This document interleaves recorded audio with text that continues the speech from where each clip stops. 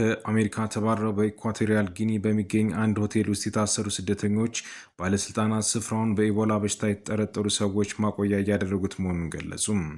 በሀገሪቱ ፕሬዝዳንት ቴዎዶር ኦቢያንጉ ኒጌማ ቤተሰብ ባለቤትነት ስር የሚተዳደረው በዚህ ሆቴል ውስጥ ከኢትዮጵያ፣ አንጎላና ሞሪታኒያ የተባረሩ 17 ስደተኞች ይገኛሉ።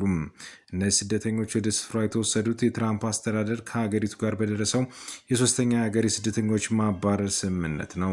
ስማቸው እንዳይጠቀስ የፈለጉ ስደተኞችና ጠበቆቻቸው እንዳረጋገጡት ባለፈው ሳምንት በኢቦላ የተጠረጠረ አንድ ግለሰብ የሕክምና መከላከያ ልብስ በለበሱ ባለሙያዎች ወደ ሆቴሉ መጥቶ ስደተኞች ካሉበት ወለል ዝቅ ብሎ በሚገኝ ክፍል ውስጥ እንዲቆይ ተደርጓል።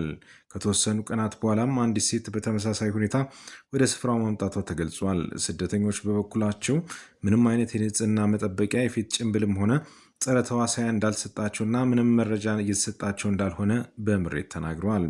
የትራምፕ አስተዳደር ህገወጥ ስደትን ለመግታት በሚል ኢኳቶሪያል ጊኒን ጨምሮ ከበርካታ የአፍሪካ ሀገራት ጋር ሚስጥራዊ ስምምነቶችን አድርጓል። ኢኳቶሪያል ጊኒም ይህንን ሆቴል ወደ ማቆያ ማዕከልነት የቀየረችው የ7.5 ሚሊዮን ዶላር ስምምነት መፈረሟን ተከትሎ ነው። የሰብአዊ መብት ጠበቆች በበኩላቸው ሀገሪቱ ስደተኞችን አግባብ ባልሆነ መንገድ ወደ መጡበት ሀገር እንዲመለሱ እያስገደደችና ተገቢውን የሕክምና እንክብካቤ እየነፈገች ነው በማለት በአፍሪካ ከፍተኛ የሰብአዊ መብት ተቋም ዘንድ ክስ መስርተውባታል።